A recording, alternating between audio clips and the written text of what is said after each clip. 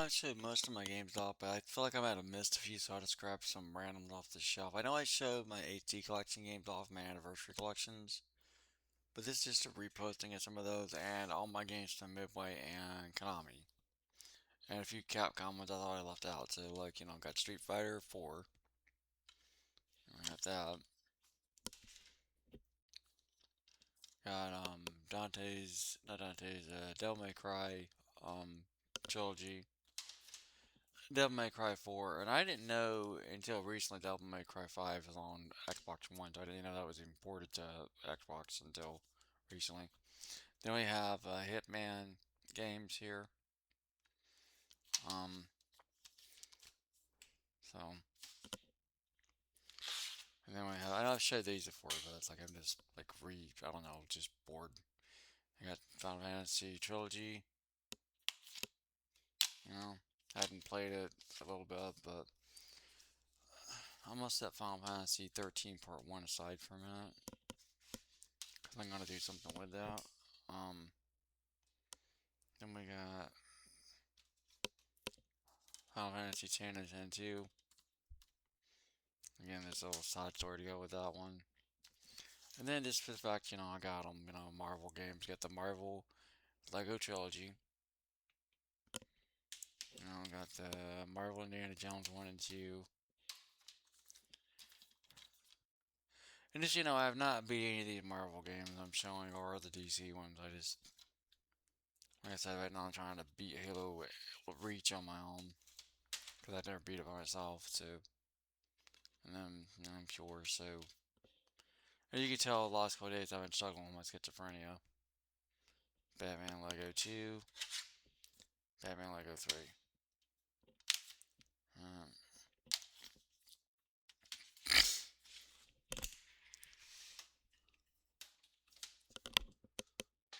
Alright, let's see. I guess next I'll go with the Konami stuff, just, because I have all the Konami games that I want more Roses, so I got the Zone of Enders game. Now, there's a fun story behind this. I bought this for the Metal Gear demo, um, not the one that's in this one, but also the one that's in the original ones, where they both have a Metal Gear demo, but that's what got me to get Zone of Enders at all. And I did not know this game was crap until I bought it. And I paid $50 for this game. I did not know it was crap until after I bought it. I just, oh, that's another retro collection game, so I want it because I like retro stuff. And then it turns out it's crap. Um, and turns out this one's also crap. So, yeah, I didn't know Silent Hill on the Xbox 360 was crap before I bought it anyway. Because I just thought, oh, these are the same people that made this. Metal Gear, one of the best franchises that's no longer around, but they're rebooting. But yeah, because of I thought because it was made by Konami, it was a good game. Wrong. Um, but I've never beat this one. Like, I've never beat this Metal Gear. And the only Metal Gears I had beat back in the day was Metal Gear 2 and the original Metal Gear. And then here's Metal Gear Rising. Okay. Uh, Now they go on to, I forgot some Konami ones.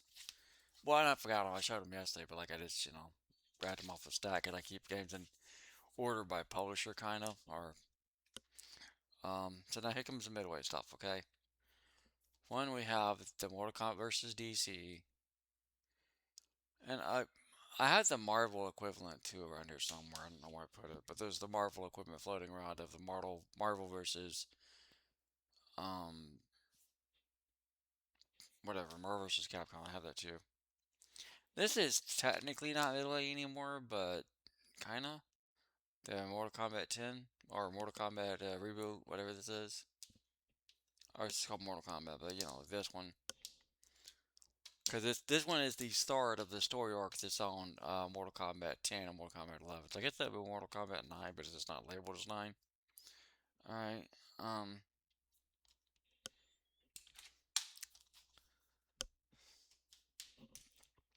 and so now we're going to go, like I said, just refresh on the midway. Like I said, I showed this yesterday. I'm just, like I said, going by brand. And then this one, like I said, just random stuff.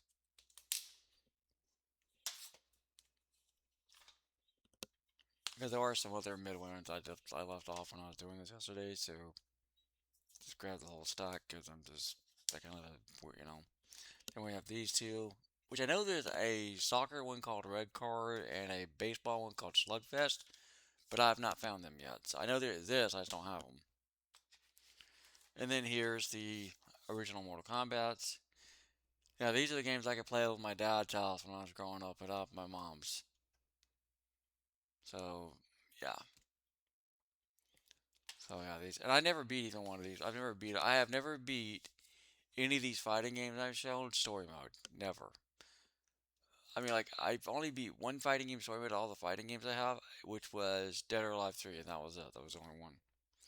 All right, now I'm gonna get into some more. I'm gonna go some other midway.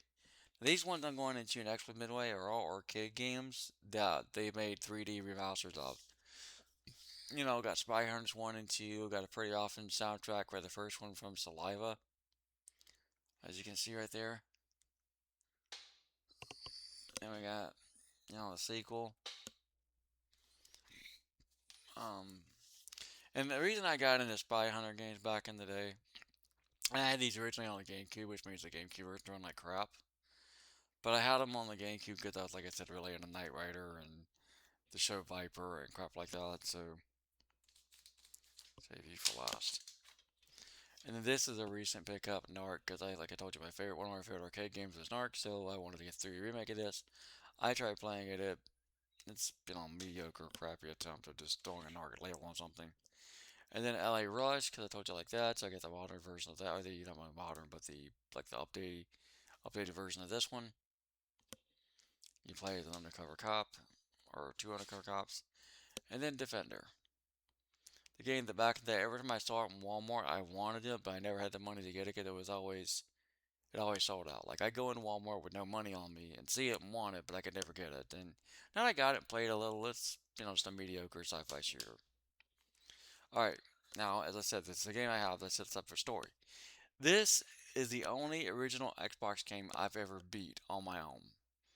This is the only game I've ever played from start to finish on original Xbox that I ever completed by myself. Was Gauntlet. And I completed it with the female knight or whatever, the blonde chick there on the cover. Whatever she's called, I beat it with her. And so that was the only Xbox original game I ever beat back in the day. And I didn't even beat it on the original Xbox when they first had the Xbox 360 online store. It was it's like the second. No, it was I don't know. It was one of the first few games I had downloaded digitally on the 360 when they had the original Xbox games up there. And it was the only one I ever beat it. I tried to play it the other day and I was like, wow, I can't even beat this game. I just can't remember as hard as it was, all the ways, the enemies and stuff. But yeah, this right here, I only got to play the first one back in the day. Never got to play the second one. Well, no, that's not true. I rented the second one for Blockbuster. Um, but I don't know, I didn't like the idea of playing Lady Una at the time because I was, typical teenage guy. I didn't want to play a game with a girl in it. And then when my brain matured, I had a problem playing a game with a girl in it. That's why I never really played it more than the first mission of the Tomb Raider 2 that I had at the time. Um, like I said, I said there's a story behind this. Well, there is. Okay, my first Xbox 360 I got from my brother, which is a big white one. I gave him $200 for it because he needed money for something else, and he sold me his. And like I said, that's where I had the Battlefield Bad, and what he had for it was Battlefield Bad Company, um, Marvel Ultimate Alliance 1, that hunting game I showed a few times, that Cabela's, and a football game. I think it was Madden at 12 or something. Not Madden, no. It was something 12, some kind of 12 football. It had a guy on a red shirt.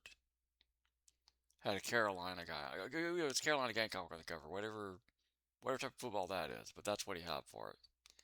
So that was my first one, and like I said, the first team I had online was Battlefield back on 1. Then with that same console, I went ahead and got Call of Duty World at War, Uno, and eventually Halo 3, and Halo Reach. But when I bought my console, because I had to give him back his back, he wanted his back for some reason. So I gave him his back, you know.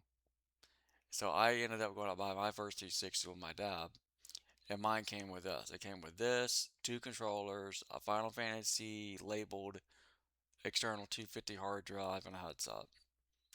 And I've never played no more than the first. I never got past the first mission, really. I mean, actually, not true. I got past the tutorial, but I never got any further because my friend that loves Call of Duty wanted me to buy Call of Duty Modern Warfare 3. So I traded this in for Modern Warfare 3 and hated Modern Warfare 3 because I couldn't figure out Call of Duty's controls or Call of Duty. I don't know. I couldn't figure out Call of Duty, like I said. And then years later, ended up the only Call of Duty I ended up beating on 360 was a Call of Duty trilogy on easy, of course, because he always kept telling me to play it on like the second level above hard or super hard or whatever, and I could never do it. So yeah, I got the trilogy. I got the story-based DLCs for the trilogy for Final Fantasy. Um, but never really bothered playing it. Don't know why. Just and like I said, I was the only reason I even bought that particular one is because when I was at the Walmart, my dad wanted me to get the one with all the stuff. Like he want, and at the time that was like a $300 console, and my dad wanted me to get that one because he thought it was the better one because it had all the stuff with it, the bigger hard drive. It was the biggest hard drive they had in stock, the 250, and then it had the game and the extra remote and everything. And he kind of picked it out. He said, "Hey, why don't you get this one? It's got a game and all this stuff with it." Um, so that's how I ended up with it and never really played it because it was just like I said, it wasn't the game I was interested in. It's just getting my own console. Um, and that was how I was having somebody to talk to online after my mom died was playing Xbox 360 online. And I used to have, like I said, a bunch of friends, but they eventually faded off one by one. They were teenagers and college guys and college girls, and they eventually just went off, got married, started life, and got off Xbox. Um, and now my Xbox friends is just day zero. And most of the internet's full of crackheads. I don't know why the internet's full of crackheads, but it is. And I don't like crackheads. If you do drugs, you're an idiot. Okay, it's plain and simple. If you do drugs, if you abuse substances, you're an idiot, and you're making yourself into a bigger idiot.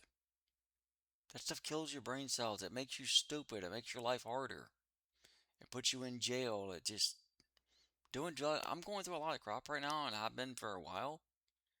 And I've never once thought of picking up a bottle of beer, a pack of cigarettes, or any extreme drugs, okay? Because I have enough problems with being schizophrenic, asthmatic, and all my other health problems. I don't want to add to them. I'm not stupid. I know I'm struggling right now mentally. I know I'm struggling right now emotionally. I know I'm struggling right now financially. But doing drug is not going to fix that. It's not going to make it go away, you bunch of idiots. It's not. All that crap is not going to make your problems go away. It's going to add to them because then you're going to get in, confrontation with the police because you have drugs, or you're going to get competition with your landlord because you spent your rent money on drugs. I got enough reasons to hate my life. I don't need any more to add to it. And if you do drugs, you hate yourself. You hate yourself, and that's just sad, okay? Getting high does not make anything better. I'm living proof. Like I said, that guy I've mentioned a few times, I think I said his name was Tom or whatever. I don't know if it is that Tom, Tim, whatever. I can't remember his name right now. But he was on drugs and he had problems. And he came to me when he wanted to get off drugs because he realized drugs was not the way to handle his PTSD from being a victim of child abuse. And I got him off drugs. And I helped him get back with his wife and helped him get back into his son's life and helped him get his life back together. He came to me and asked me for help knowing I have mental illness and dealt with it my whole life without never touching a beer, a cigarette, or any other type of, extreme substance. And I helped him get better. He got, it's kind of funny, before he got off the drugs, I didn't like him. But then when he came to me asking for help, I helped him. I gave him shirts to wear to a job interview. I gave him a tablet to put in applications, and he got his life back together. And I keep telling myself because I do nice stuff like that and help people like that, that I'm not a bad person. But because I have schizophrenia, if you want to label me a monster, and he was the only man in my entire 45 years that ever gave me a compliment. He said, John, you're not a weak person. You're not a weak person. Despite what anybody says, you're not weak because he knows. I told him how my condition worked and how I cope with things and how I, just dealt with this crap. Like you guys have seen my mood lately. I've been feeling like crap. I'm having all kinds of schizophrenic episodes, having all kinds of joint pain. Like I said, the hydration is helping a little, but I just feel like I want to give up because of how the world just hates my guts for being alive. But I'm not allowed to give up because God said not my time yet. That I have to keep enduring being treated like crap because of all the stuff that's wrong with me. But I didn't ask for any of this. And it really pissed me off that I'm dealing with this landlord who constantly judged me the minute the word, oh, he has schizophrenia, come out of the doctor, the social worker's mouth. I've been dealing with this shit for 2 years. She didn't even want to post the fact that I paid my rent this month because she's that big of a petty asshole. Just because I said she should be fired because she still needed to clean everything with bleach and a toothbrush.